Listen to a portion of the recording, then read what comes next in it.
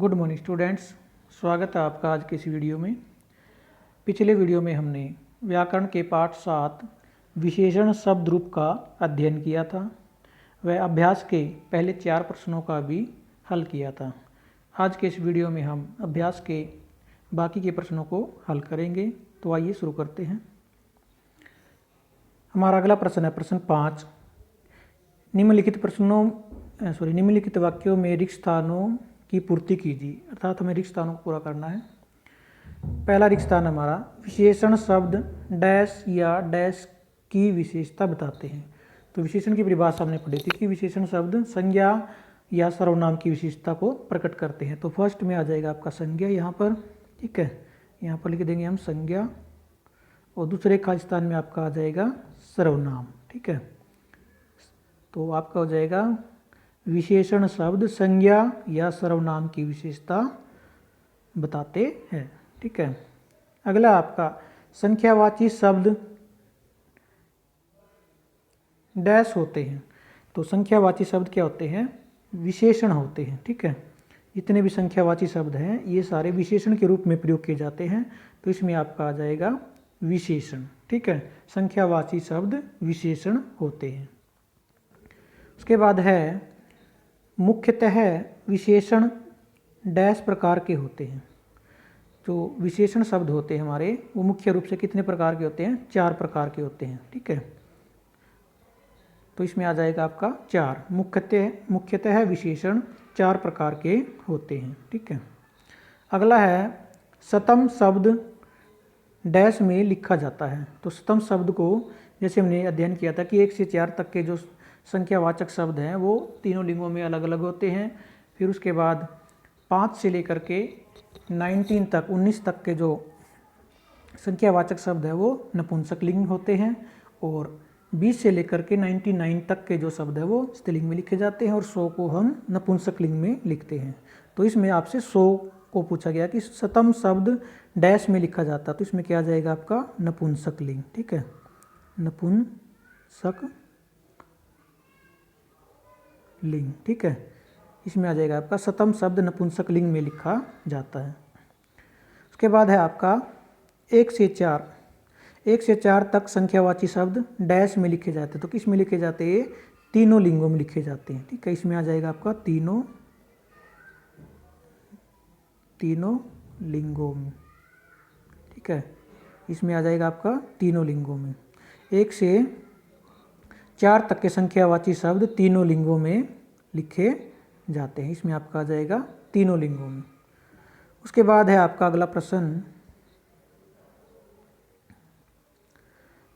कहता कि निम्नलिखित वस्तुओं की गिनती करके उचित स्थान पर संस्कृत में लिखिए।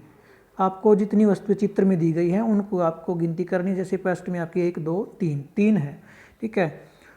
तो उसके सामने आपने 3 का संस्कृत में संख्यावाचक शब्द लिखना है, ठीक है। तो सबसे पहले आपको दिया गया अश्वाहा, 3 घोड़े दिए गए हैं चित्र में। तो यहाँ पर 3 लिखेंगे हम संस्कृत में। तो 3, तो संस्कृत में आपको पता है जो 1 से 4 तक के शब्द होते हैं वो तीनों लिंगों में अलग अलग होते हैं। तो 3 का यहाँ पर कौन सा रूप लिखेंगे? पुल्लिंग लिखेंगे, स्त्रीलिंग लिखेंगे या नपुंसक लिखेंगे? उसके लिए हम चित्र में जो वस्तु दी गई है उसका लिंग देखेंगे। तो यहाँ पर आपको घोड़े दिए गए हैं। घोड़े किस में आते हैं? आपके पुल्लिंग में। तो 3 का हम यहाँ पर पुल्लिंग वाला रूप लिखेंगे। तो यहाँ पर आपका आ जाएगा त्रय है, ठीक है। यहाँ पर आपको लिखना है त्रय है।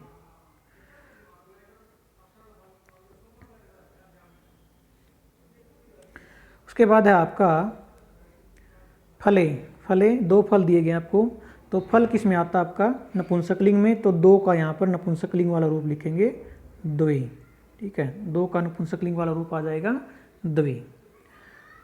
1 से 4 तक की संख्या में आपको लिंग का भी ध्यान रखना है। उसके बाद आपके एक एक शब्द होते हैं वही आप लिखते चलेंगे।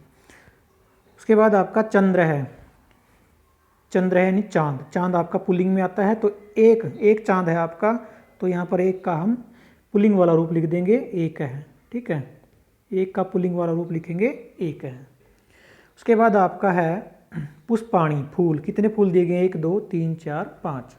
तो 5 का संख्यावाचक शब्द होता है पंच, और इसका तीनों लिंगों में अलग अलग रूप नहीं होता, तो हम केवल यहाँ पर पंच ही लिखेंगे, चाहे पुल्लिंग हो, स्त्रीलिंग हो या नपुंसक लिंग हो, सीधा पंच ही लिखा जाएगा। ठीक है। उसके बाद है आपका पत्राणी। पत्राणी की यानी कि पत्ते, कितने पत्ते हैं? 1 2 3 4, 4 पत्ते हैं। तो 4 का 1 से 4 तक की जो संख्याएं होती हैं वो तीनों लिंगों में अलग अलग होती हैं। तो पत्र का जो लिंग होता है वो नपुंसक लिंग होता है, पत्र नपुंसक लिंग में होता है। तो यहाँ पर 4 का भी नपुंसक लिंग वाला रूप ही लिखेंगे। क्या आ जाएगा आपका? चत्वारी। ठीक है, यहाँ पर आ जाएगा आपका चत्वारी। उसके बाद है आपका वृक्ष है, यानी कि वृक्ष। वृक्ष आपका आता है पुल्लिंग में, तो यहाँ पर 1 का पुल्लिंग वाला रूप लिख देंगे हम, 1 है। ठीक है, 1 का पुल्लिंग वाला रूप आ जाएगा 1 है। उसके बाद है आपका कमलानी। कमलानी यानी कमल के फूल। तो कितने कमल के फूल है? 1 2 3 4 5 6 7। 7 के लिए एक ही शब्द होता है तीनों लिंगों के लिए। ठीक है, और ये कौन सा रूप होता है इसका? नपुंसक लिंग वाला। तो ये आ जाएगा आपका सप्त। ठीक है। उसके बाद आपका है चटकाहा, चिड़िया। कितनी चिड़ियाँ हैं? 1 2 3 4 5। 5 चिड़ियाँ हैं, तो 5 के लिए क्या लिखते हैं हम? पंच। ठीक है, 5 के लिए क्या लिखेंगे? यहाँ पर लिख देंगे हम पंच शब्द। ठीक है, पंच जो शब्द होता है हमारा तीनों लिंगों में एक ही प्रकार से लिखा जाता है। उसके बाद आपका सूर्य है। सूर्य है पुल्लिंग में आएगा आपका। तो कितने सूर्य हैं? 1 सूर्य है, तो 1 का हम पुल्लिंग वाला रूप लिख देंगे, 1 है। ठीक है, यहाँ पर आपका आ जाएगा 1 है। उसके बाद आपका वानराहा, बंदर। बंदर कितने हैं? 1 2 3 4 5 6। तो 6 के लिए संस्कृत में हम क्या लिखते हैं? सट। ठीक है, और इसमें कोई लिंग का कोई भेद नहीं होता, तीनों लिंगों में यह सट ही लिखा जाएगा।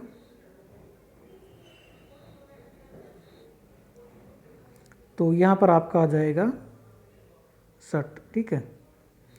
उसके बाद है आपका मूसकाहा। मूसकाहा अर्थात चूहे। कितने चूहे हैं हमारे? 2 4 6 8 10। तो 10 के लिए संस्कृत में क्या लिखते हैं? 10। 10। ठीक है, 10 के लिए संस्कृत में लिख देंगे 10। उसके बाद आपका महिलाएं हैं, 2 महिले। महिले मतलब 2 महिलाएं। तो महिलाएं आपको पता है स्त्रीलिंग में आते हैं, तो 2 का स्त्रीलिंग वाला रूप लिख देंगे यहाँ पर द्वि। तो यहाँ पर 2 का स्त्रीलिंग वाला रूप लिख देंगे हम द्वि। उसके बाद है आपका मक्षिकाहा, यानी कि मक्खियाँ। कितनी मक्खियाँ? 4 1 2 3 4। तो 4 का जो हमारी मक्खियाँ होती हैं वो स्त्रीलिंग में आती हैं। ठीक है, तो 4 का यहाँ पर स्त्रीलिंग वाला रूप लिखेंगे हम चत्सर हैं। ठीक है,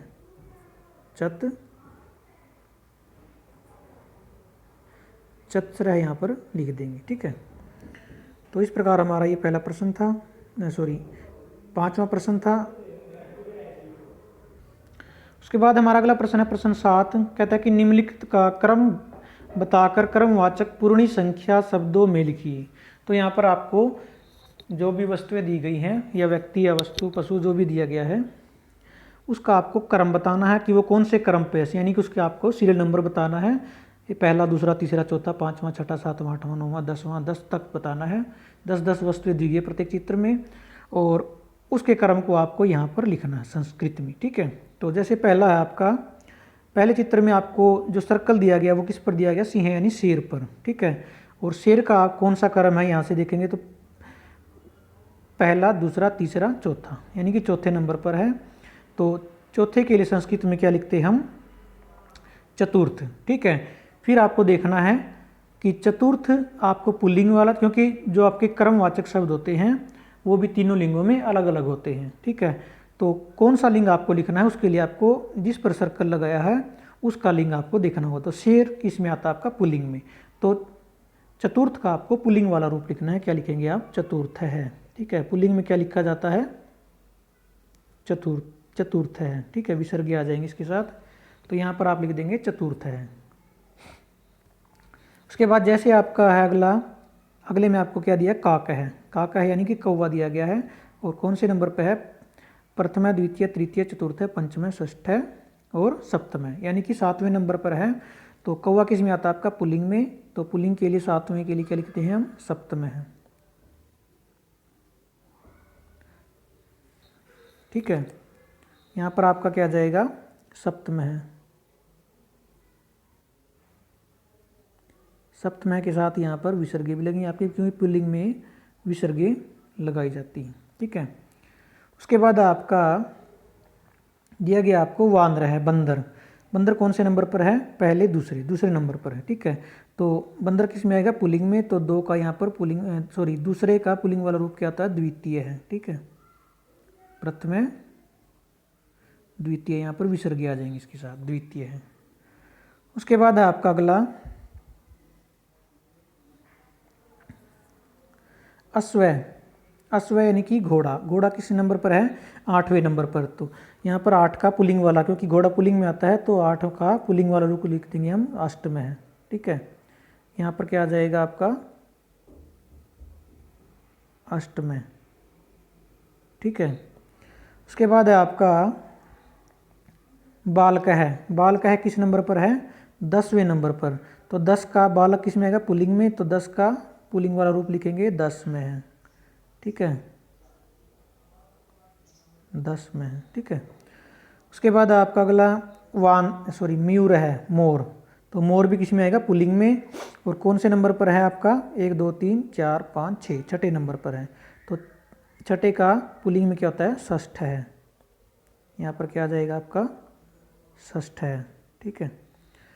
उसके बाद आपका छात्रा। छात्रा यानी कि छात्रा स्त्रीलिंग वाला रूप है आपका ये, छात्रा। छात्र का स्त्रीलिंग। तो स्त्रीलिंग में प्रथम के लिए क्या लिखते हैं हम, प्रथमा। तो यहाँ पर क्या आ जाएगा आपका, प्रथमा। ठीक है। यहाँ पर क्या आ जाएगा आपका, प्रथमा। उसके बाद आपका नर है, व्यक्ति। किस नंबर पर है, तीसरे नंबर पर। तो व्यक्ति किस में आता है, पुल्लिंग में। तो यहाँ पर क्या आ जाएगा आपका, पुल्लिंग वाला रूप तीसरे का तृतीय। ठीक है। यहाँ पर लिख देंगे हम तृतीय। उसके बाद है आपका खग है। खग है यानी कि पक्षी कोई भी है। ठीक है, जो भी इसमें है। तो ये कौन से नंबर पर है सर्कल, 9वें नंबर पर। ठीक है। तो 9 के लिए पक्षी किस में आता है आपका, पुल्लिंग में। तो 9 के लिए पुल्लिंग में क्या लिखते हैं हम, 9 में। तो यहाँ पर क्या आ जाएगा आपका, 9 में। ठीक है, विसर्गों के साथ 9 में आ जाएगा। उसके बाद आपका कुक्कुर है। कुक्कुर है यानी कि कुत्ता। तो कुत्ता किस नंबर पर है, 1 2 3 4 5, 5वें नंबर पर। तो 5वें के लिए पुल्लिंग में, क्योंकि कुत्ता किस में आता है, पुल्लिंग में। तो क्या लिखेंगे हम, पंच में। ठीक है।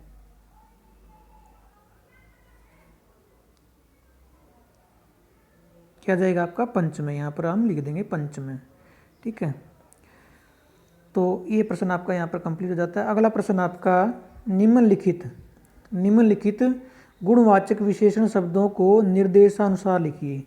नीचे दिए गए जो आपको विशेषण शब्द दिए गए हैं उनको आपको निर्देश के अनुसार लिखना है। तो क्या क्या पूछा गया आपका, जैसे कृष है। कृष के आपको पुल्लिंग, स्त्रीलिंग, नपुंसक लिंग तीनों रूप लिखने हैं। ठीक है। तो कृष का आपका पुल्लिंग में क्या हो जाएगा, कृष का कृष है, विसर्गे आ जाएंगी। स्त्रीलिंग में कृषा लिखेंगे, कृषा, आ की मात्रा लग जाएगी। और नपुंसक लिंग में आप लिख देंगे कृषम। ठीक है, कृषम। इस प्रकार आप लिखना है, कृषा है, कृषा, कृषम। तो ये आपके रूप बन जाएंगे, कृषा, कृषा, कृषम। तो उसके बाद आपका मधुर। मधुर का क्या बन जाएगा आपका, मधुर है। यहाँ पर लिख देंगे मधुर है विसर्गों के साथ। यहाँ पर मधुरा और यहाँ पर मधुरम। ठीक है, मधुर है, मधुरा, मधुरम। पाठ में ऊपर दिए गए हैं इसी के ऊपर। तो वहाँ से अगर आपको नहीं आते तो वहाँ से देख के आप लिख सकते हैं। ठीक है। यहाँ पर आपको पाठ में ऊपर यहाँ पर दिए गए विशेषण शब्द ये वाले, इसमें सभी शब्द है ये, इसमें से आप देख कर लिख सकते हैं, मधुर है, मधुरा, मधुरम। ठीक है। अगर कोई शब्द नहीं है तो ये सभी इनकी तरह ही आपके चलेंगे, पुल्लिंग में इसकी तरह चलेंगे सारे। ठीक है। जैसे यहाँ पर मधुरा ये दिया गया है, मधुर है, स्त्रीलिंग में मधुरा और नपुंसक लिंग में मधुरम। अगर कोई नहीं इसमें है वो पूछ लिया गया तो इनकी तरह आप बना सकते हैं आराम से। ठीक है। उसके बाद है आपका अगला विशाल। विशाल का पुल्लिंग में क्या बनेगा, विशाल है, विसर्गे लग जाएंगे इसके साथ, विशाल है। ठीक है, विसर्गों के साथ आ जाएगा विशाल है। और स्त्रीलिंग में क्या आ जाएगा आपका, विसर्गे हटा देंगे, यहाँ पर आ की मात्रा लगा देंगे, विशाला। ठीक है। और नपुंसकलिंग में आपका आ जाएगा विशालम, इस प्रकार से विशालय, विशाला, विशालम। इसी प्रकार आपका अगला है उष्ण। उष्ण का पुल्लिंग में क्या लिखेंगे, उष्ण है। उष्ण के साथ हम क्या लगा देंगे, विसर्गे लगा देंगे बस। तो ये आपका पुल्लिंग वाला रूप हो जाएगा। और स्त्रीलिंग में क्या लिख देंगे, विसर्गे हटा के उष्णा, स्त्रीलिंग में उष्णा। और नपुंसकलिंग में आ जाएगा आपका उष्णम, मैं लगा के हलंत लगा देंगे, उष्णम। ठीक है। इसी प्रकार आपका अगला है शोभन। शोभन यानी सुंदर। तो पुल्लिंग में क्या लिखेंगे हम, शोभन है, विसर्गे लगा देंगे शोभन के साथ, क्या हो जाएगा, शोभन है। ठीक है। स्त्रीलिंग में विसर्गे हटा देंगे और आ की मात्रा लगा देंगे, शोभना। और नपुंसकलिंग में मैं लगा के हलंत लगा देंगे, शोभनम। ठीक है। उसके बाद है आपका शीतल। शीतल यानी ठंडा। तो पुल्लिंग में क्या लिखेंगे, शीतल है। ठीक है। पुल्लिंग में शीतल है, विसर्गे आ जाएंगे शीतल के साथ। ठीक है। स्त्रीलिंग रूप बनाएंगे तो विसर्गे हटा देंगे। ठीक है। विसर्गे हटा के आ की मात्रा लगा देंगे, शीतला। ठीक है। और नपुंसकलिंग में आ की मात्रा हटा के मैं लगा के हलंत लगा देंगे, शीतलम। ठीक है। शीतल है, शीतला, शीतलम। तो ये थे आपका प्रश्न 8।